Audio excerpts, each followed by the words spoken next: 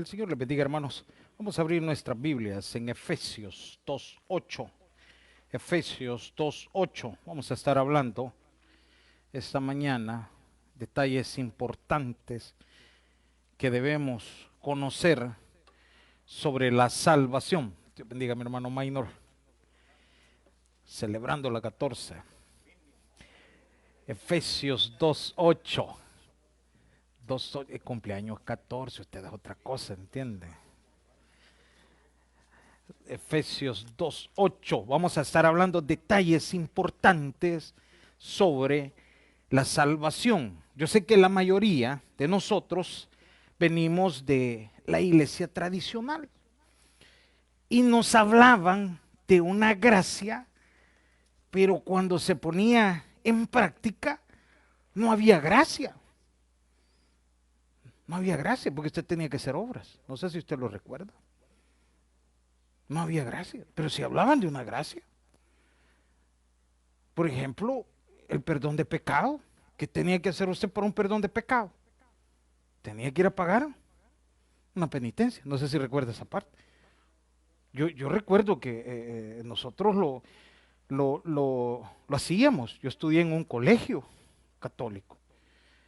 Y cuando venía la Semana Santa, que es la semana más larga, nos teníamos que preparar para la Cuaresma, todo eso que se vive. Y era una confesión y todo lo demás, que lo respeto, no estoy hablando en mal.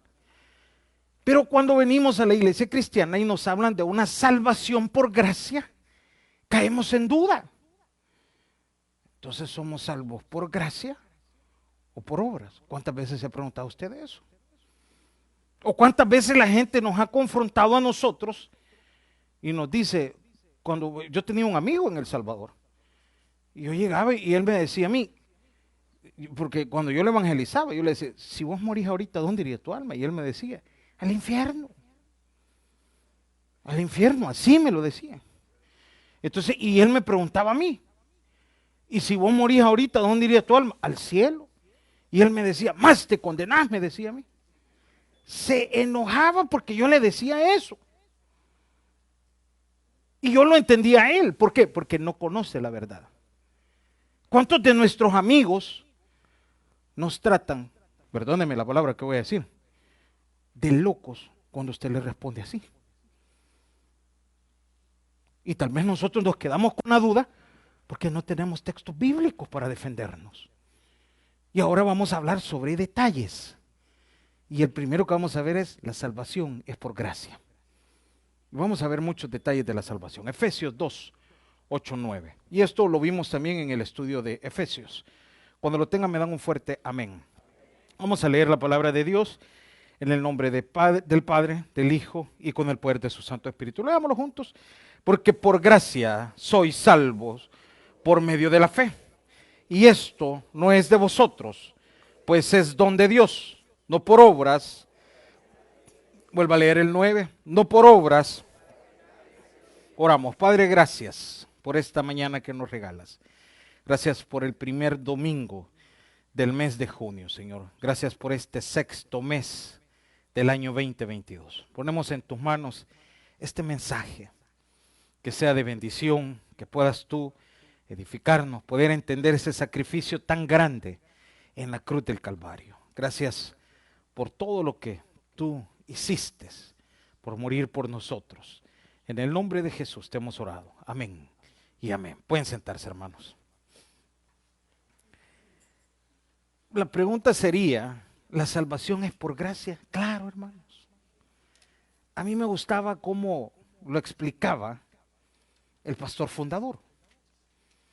Decía el pastor fundador que la salvación es tan cara, pero tan cara, decían, pero tan cara que como no la podíamos pagar, Dios la dejó por gracia. Porque nadie la puede pagar, hermano.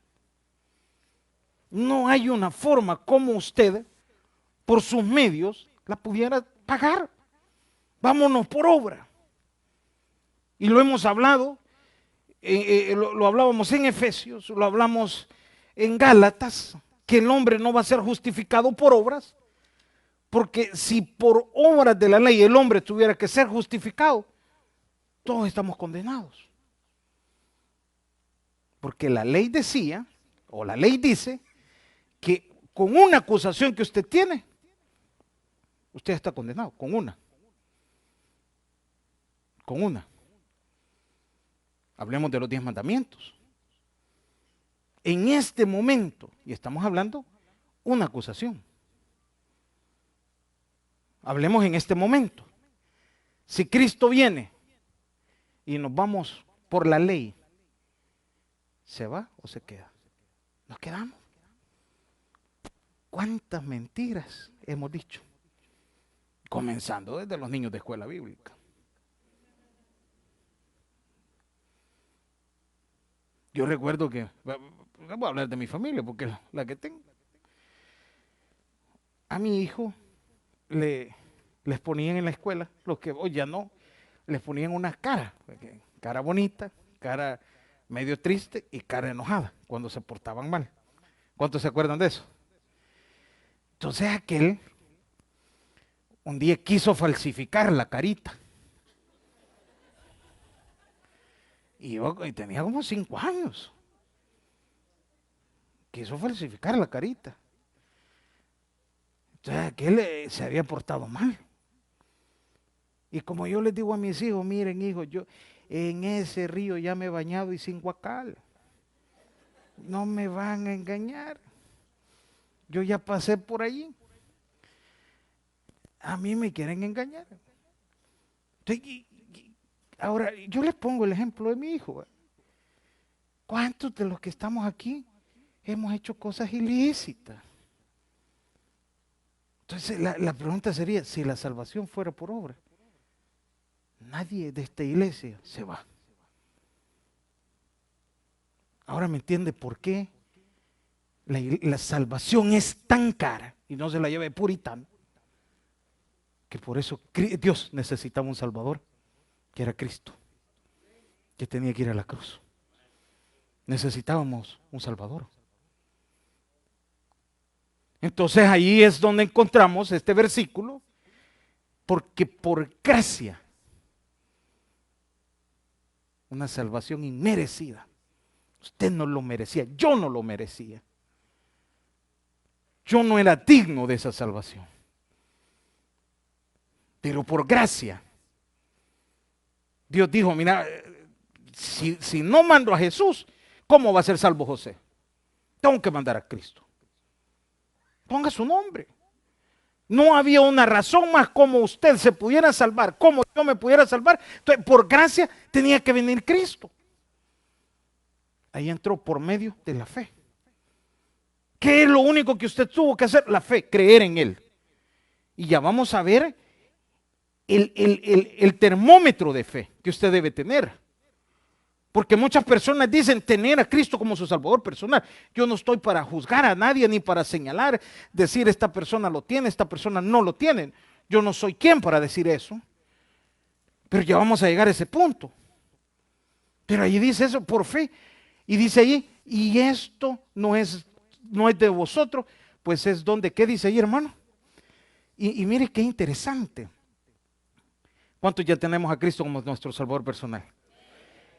Y eso no es que usted lo buscó, fue que Dios se lo presentó, hermano. Denle un aplauso al Señor. Fue que Cristo se lo presentó. Fue a través de Jesús. Él dijo, yo le voy a poner el plan de salvación a esta persona. No me venga a decir a usted, es que yo fui salvo porque quise ir a una iglesia. No, porque Dios quería que usted conociera de Cristo. El plan de Dios es que todos conozcan de Cristo. Quiero que entienda eso. Fue un regalo de Dios.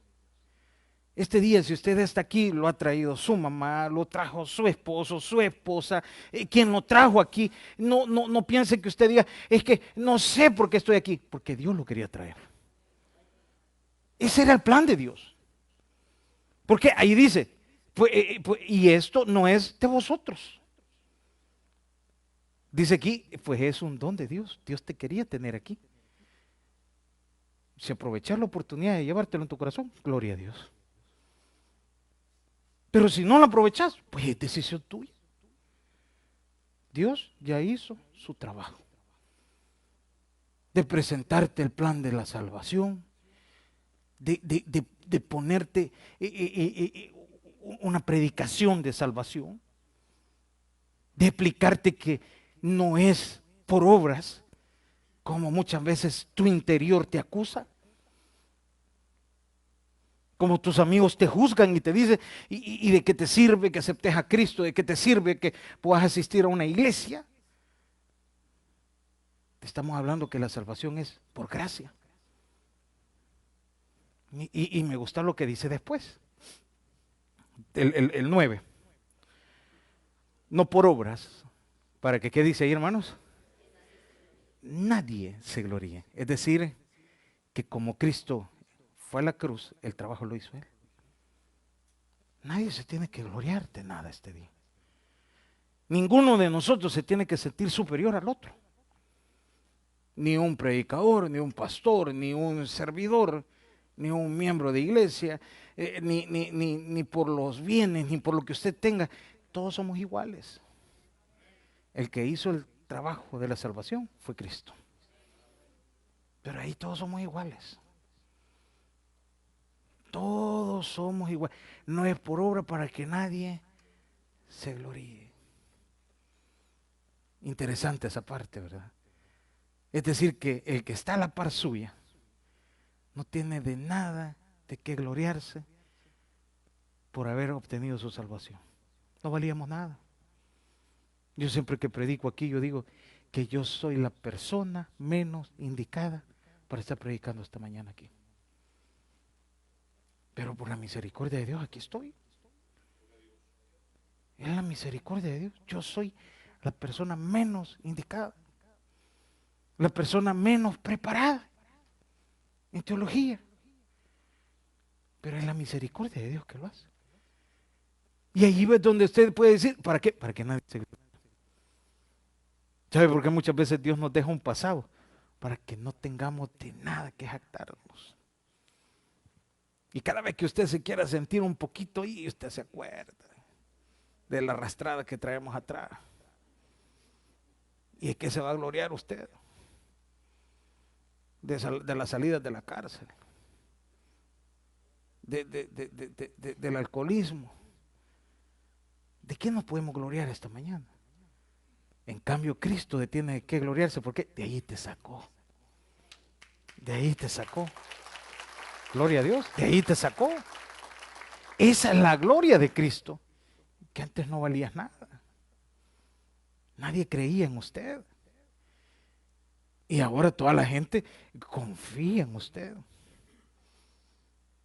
Antes nadie confiaba en usted, pero ni de prestarle un carro, ni de darle un empleo, y ahora te lo ofrecen. Mire, otro más, otro detalle de la salvación. Búsqueme por favor Romanos 10:9. Ahora, la salvación es por gracia, sí, pero hay algo que debe de entender usted. ¿Qué tiene que hacer la persona para que llegue la salvación a su vida? Aceptarlo, pero como lo dice el versículo, que si confesas con tu boca que Jesús es el Señor. Pero aquí está la diferencia. Y creyeres, ¿qué dice ahí? Esa es la diferencia. Y creyeres en tu corazón que Dios se levantó a los muertos. La pregunta es, ¿ha creído? Esa es la diferencia. Yo recuerdo hace como unos 13 años más o menos, no más quizá. Andábamos evangelizando en El Salvador y había un ministerio que se llamaba Guardianes de la Ciudad. Y nos dedicábamos a buscar pandilleros y alcohólicos. Ahí era prohibido llevar hermanas, porque sí nos metíamos en lugares peligrosos. Y andábamos la camisa en grande, el gran logo de la iglesia. aquí en pequeño y atrás en grande, para que nos identificáramos que éramos nosotros. Y andábamos en una colonia, ¿cómo se llamaba esta colonia? No, era en Zacatecoluca. Ana Bella creo que era, pero brava de mareros, hermano. Pero brava de mareros ahí. Ahí usted miraba que los pandilleros andaban en serio, con la escopeta sí. Entonces, y recuerdo que a un hermano que andábamos con él, y a mí nos mandaron a llamar porque éramos los líderes del ministerio. Cuando nos mandan a llamar, nosotros preocupados, hermano. Entonces dice la persona, vaya, háblanos de Cristo, pues. Acabamos de salir del penal por homicidio, no sé qué. Y ellos contaban el currículum de presentación, vea, todo lo que eran ellos. Y nosotros ahí comenzamos a predicarles, pero viendo para dónde íbamos a correr también. Y les comenzamos a hablar de Cristo, hermano. Y recuerdo, no se me olvida la cara de uno de ellos cuando aceptó a Cristo, comenzó a llorar, pero dio un suspiro que no sabía, no tendría cómo explicarles. ¿Qué hubo en él? Creyó de corazón.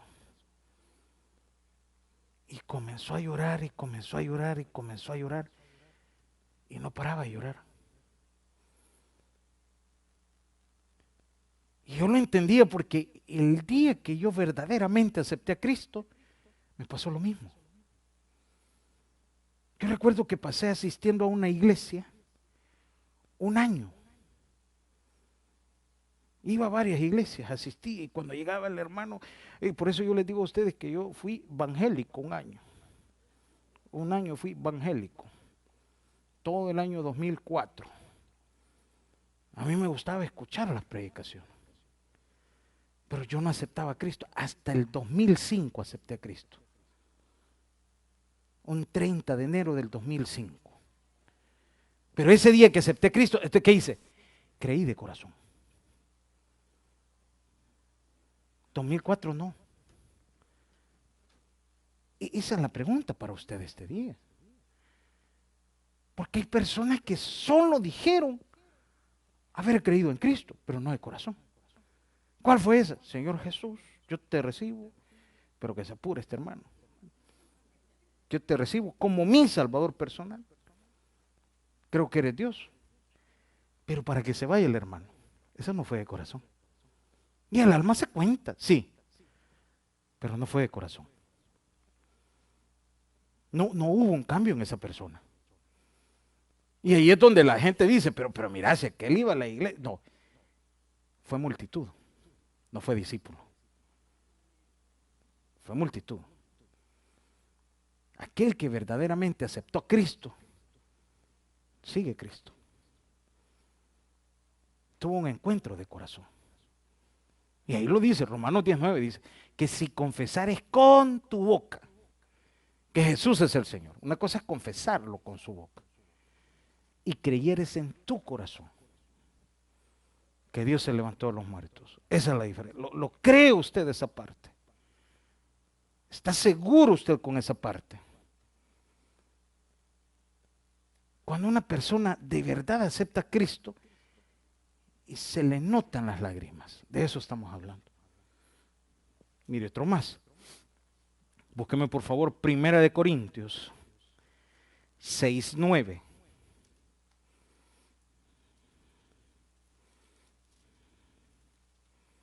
¿Habrá algún pecado que condena al hombre?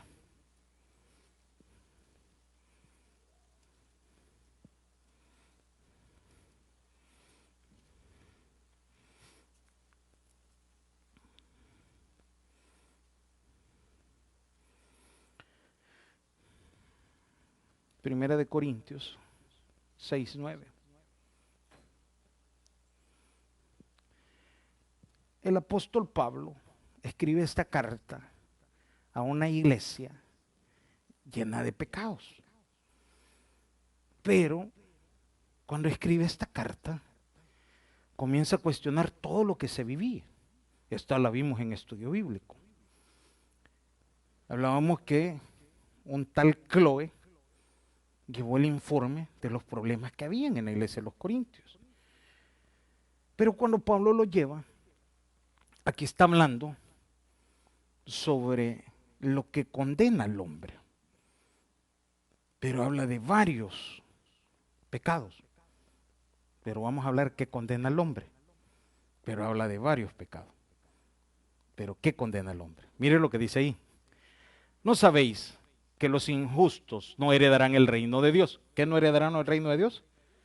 Los injustos. No erréis, ni los fornicarios, ni los idólatras, ni los adúlteros, ni los afeminados, ni los que se echan con varones. Póngame el 10. Por favor, el 10 ahí. Ni los ladrones, ni los ávaros, ni los borrachos, ni los maldicientes, ni los estafadores heredarán el reino de Dios. El 11, por favor. Y estos que dicen ahí, hermanos, erais, ¿qué dice ahí? Le está hablando a una iglesia que ya se arrepintió. Entonces, ¿qué es lo que condena al hombre? La falta de arrepentimiento. Eso es lo que condena al hombre. Porque ahí está hablando que muchos de los corintios practicaron eso en otros tiempos. ¿Me está entendiendo lo que le quiero decir? Si no, regresémonos otra vez al 9. Póngame otra vez el 9. Para que quede claro. ¿No sabéis qué dice ahí? ¿Cuáles son los injustos? Los que no se han arrepentido. ¿Qué hace usted cuando acepta a Cristo como su Salvador personal? Es justificado por la sangre de Cristo. Hermano, ¿y qué pasa con las personas que aceptan a Cristo como su Salvador personal? El Espíritu Santo habita en ellos. ¿Amén o no amén? Yo no creo que el Espíritu Santo te mande a practicar ese tipo de pecado. Ya te sacó de ahí. Yo no creo que el Espíritu Santo te esté enfocando a volver ahí. Entonces, ¿qué condena al hombre? La falta de arrepentimiento. Aquel que vive hasta el día de hoy en este estilo de vida sin arrepentimiento y no conoce de Cristo y no ha aceptado a Cristo como su Salvador personal. ¿Y qué pasa si vive en la actualidad, en este estilo de vida? Y mire lo que voy a decir. En este estilo de vida, y dice que ya aceptó a Cristo. Váyase a Romanos 19. No lo vamos a buscar porque lo acabamos de leer. ¿Habrá aceptado a Cristo como su Salvador personal de corazón?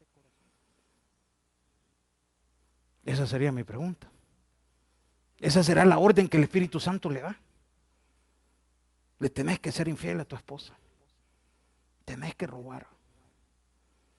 O te está sacando. Por eso comencé con lo básico. Desarrollando un tema, primeramente entendiendo que la salvación es por gracia. Segundo, ¿cómo va la salvación? Aceptando a Cristo como su Salvador personal. Tercero, si hay un pecado que te condena. No, la falta de arrepentimiento te condena. Los pecados que se realizan es porque no hay un arrepentimiento. El pecado no te va a condenar. La falta de arrepentimiento te condena. El que lo practica, la pregunta sería, ¿tiene a Cristo? Aquel que se jacta del pecado. Y yo lo vivo, yo lo hago, lo practico y hago esto. La pregunta es, ¿tiene a Cristo como su Salvador personal? Y se goza disfrutándolo. Esa sería la pregunta. ¿De verdad está Jesús en su corazón?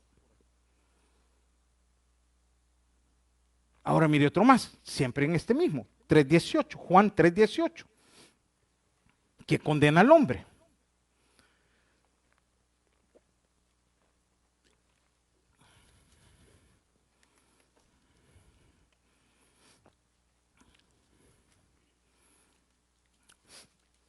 El que en él cree no es condenado, Pero el que no cree, ¿qué dice ahí? Ya ha sido condenado porque no ha creído en el nombre del unigénito Hijo de Dios. Entonces, no hay un pecado que condene al hombre. ¿Qué lo condena? La falta de arrepentimiento. El no aceptar a Cristo como su Salvador personal. Pero el vivir en pecado, volvemos a lo mismo, es una falta de arrepentimiento. ¿Habrá aceptado a Cristo como su Salvador personal? ¿Qué habrá pasado con esa persona? Hay muchas cosas que podemos hablar. Su crecimiento espiritual, ¿cómo estará? Pero ¿qué condena a la persona? La falta de Cristo en su corazón. La falta de Cristo en su corazón. Mire otro más. Búsqueme por favor, 2 Corintios 5:10. La vez pasada nos quedamos en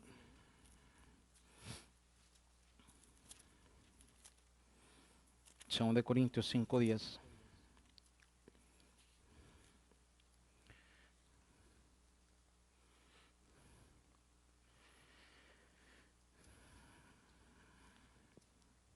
Segunda de Corintios 5:10, permítame. La vez pasada nos quedamos hablando en la iglesia sobre qué pasaba con las personas al morir. Siempre va relacionado con la salvación. Y hablábamos que opinaba la Biblia sobre la incineración, creo que se llama, que si era bíblico o no era bíblico, y lo explicamos. Pero ¿qué pasa qué va a pasar cuando venga Cristo?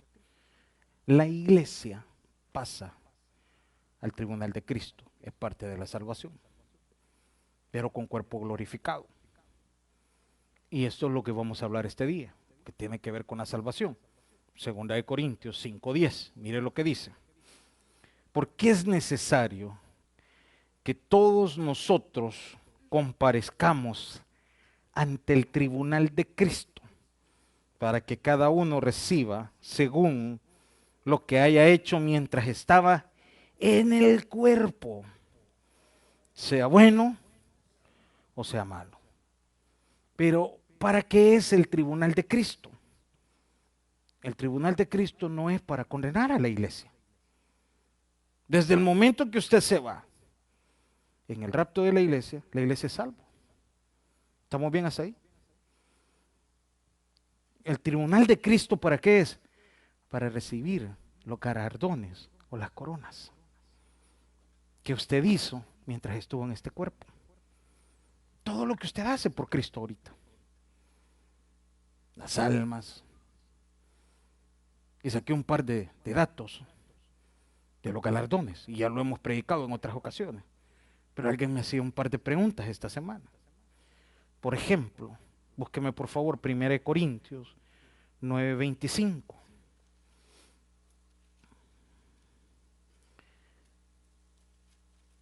Una de las coronas que usted va a recibir en el tribunal de Cristo es la corona incorruptible.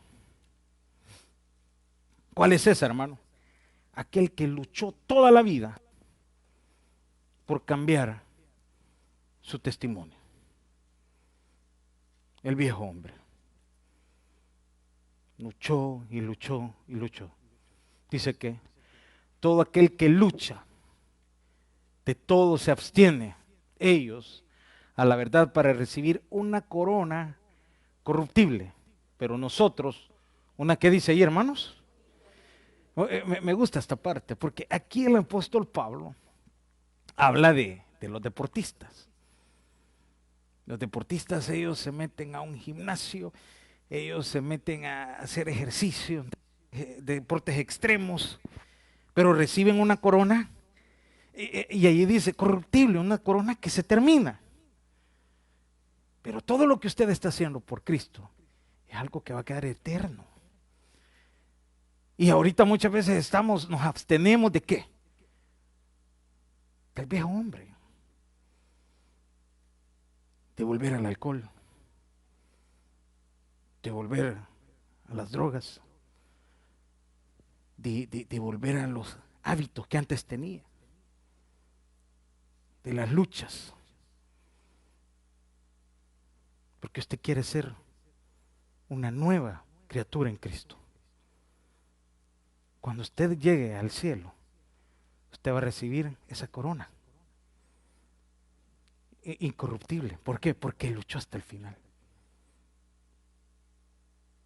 Porque trató, mientras estuvo en este cuerpo, de ser un buen cristiano, de ser lo mejor, de tener un buen testimonio. Y siempre lo decimos, hermano. Y es que ese es el error del cristiano, que cree que es que yo lo hago por la iglesia. Usted no hace nada por la iglesia. Usted lo hace por usted. Es que yo lo voy a hacer. No, el cambio lo va a hacer por usted. Los beneficios usted lo va a recibir. ¿Dónde? En la gloria. El cristiano, como está enfocado en lo terrenal, ese es un gran error. No nos enfocamos en lo celestial, en lo que usted va a recibir en el cielo. Cuando usted pase a la presencia de Dios, ¿qué va a recibir allá? Nadie se enfoca en eso, solo nos enfocamos en el presente, en lo que va a recibir, en lo que va a tener. Ya analizó esa parte. Lo que va a recibir en gloria, con su buen testimonio. No sé si usted recuerda, pero no tiene mucho que ver, pero hace años recuerdo que nos contaban a nosotros que había una señora, porque el que sigue es de almas, ganadores de almas. Si gusta, búscalo ahí. 1 Tesalonicenses 2:19. Había una señora que en la iglesia era la mejor diezmadora.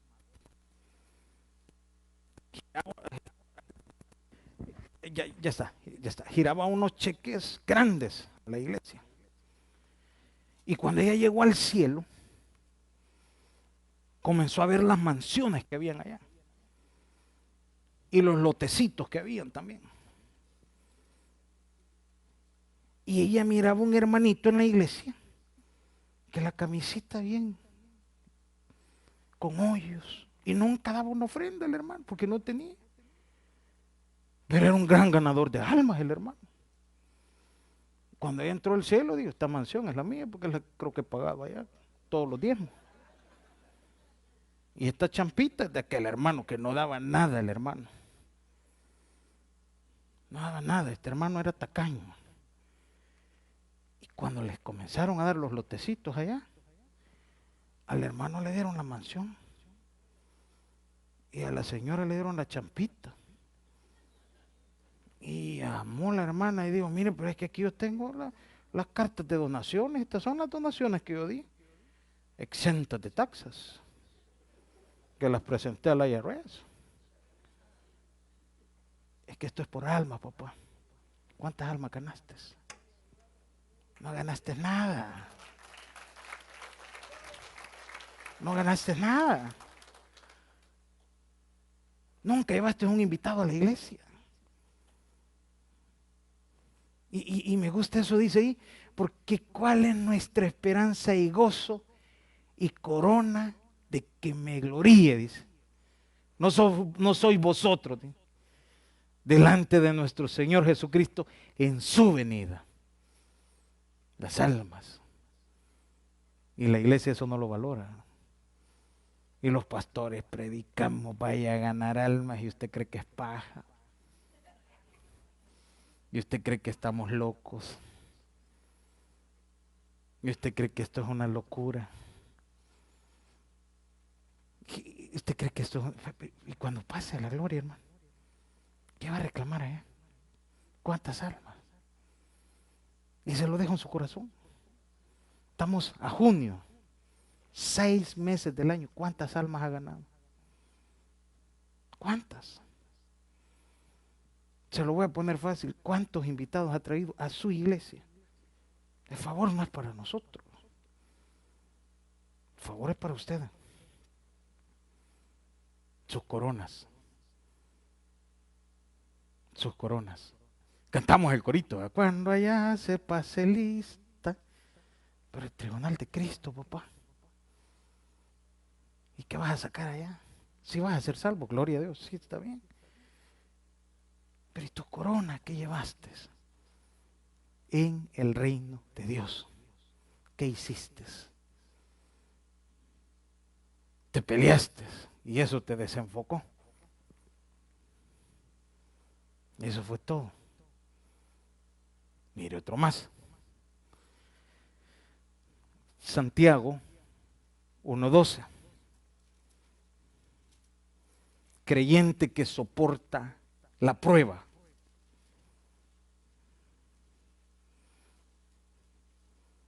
La prueba. Cualquier prueba que usted pase.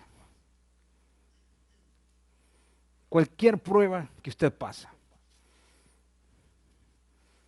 Hay un librito que, ¿cómo se llamaba? Eliseo Echegoyen.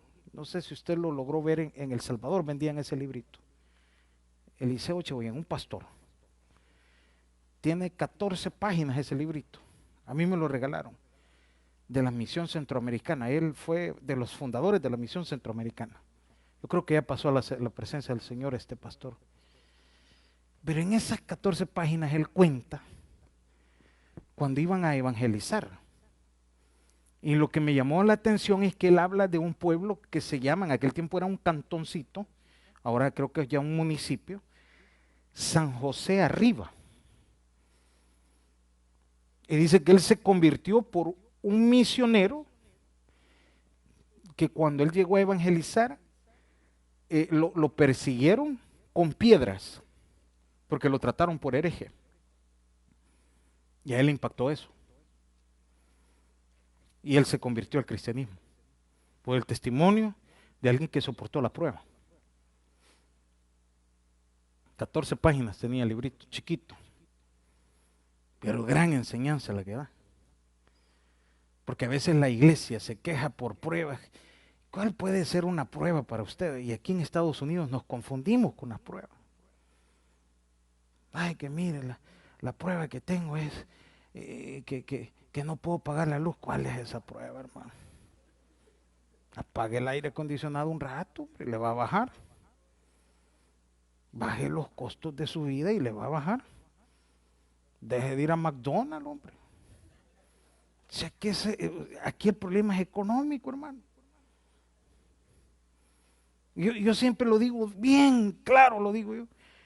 Cuando veníamos a este país, no es cierto que el primer trabajo que nos llegó, nos dijeron, le vamos a pagar a 7.25 y para usted y para mí era una fortuna, ¿o no? Y nos alcanzaba y nos sobraba. Y hoy que gana más de 15 no le alcanza. Y vive en prueba, dice usted. Esa no es prueba. No administra. Y todavía le sobraba y mandaba a usted. Hoy ni manda. Pero bueno, esa es otra cosa. Esa es otra cosa. Y esa prueba lo desanima. Ay, ya no sigo. Dios no es más que suficiente. Soporte la prueba, hombre. Soporte la prueba. Cualquier prueba que esté pasando. Dice ahí, doblemente bendecido el varón que soporta la tentación. Porque cuando haya resistido la prueba, recibirá la corona de vida que Dios ha prometido a los que, ¿qué dice ahí? Eso es en el tribunal de Cristo. A mí me gusta ver escuchar cuando los grandes predicadores de la historia pasan a la presencia de Dios y sus iglesias les ponen, el rey los mandó a llamar. Y usted escucha 40 años de ministerio, 50 años de ministerio. ¿Usted cree que no pasaron pruebas ellos? Pero ¿sabe qué? Soportaron la tentación. ¿Cuál tentación? De rendirse. La tentación que usted y yo podemos estar pasando esta mañana. Sopórtela. Sopórtela. Que en el tribunal de Cristo usted tendrá sus coronas, sus galardones. Sus galardones. Y por el tiempo, faltan muchos. Un día vamos a hablar bien todo esto. Esto ya lo hemos hablado muchas veces. Pero la pregunta sería, ¿qué función van a tener los galardones si vamos a estar en el cielo? Cuando Cristo venga a gobernar. Usted viene con Cristo, también con sus galardones, a gobernar. Con un rango mejor, por su fidelidad. Algo sí le voy a decir, en el cielo los galardones serán lanzados a Cristo porque la gloria de todo lo que usted ha hecho es para Él. Démosle un aplauso al Señor.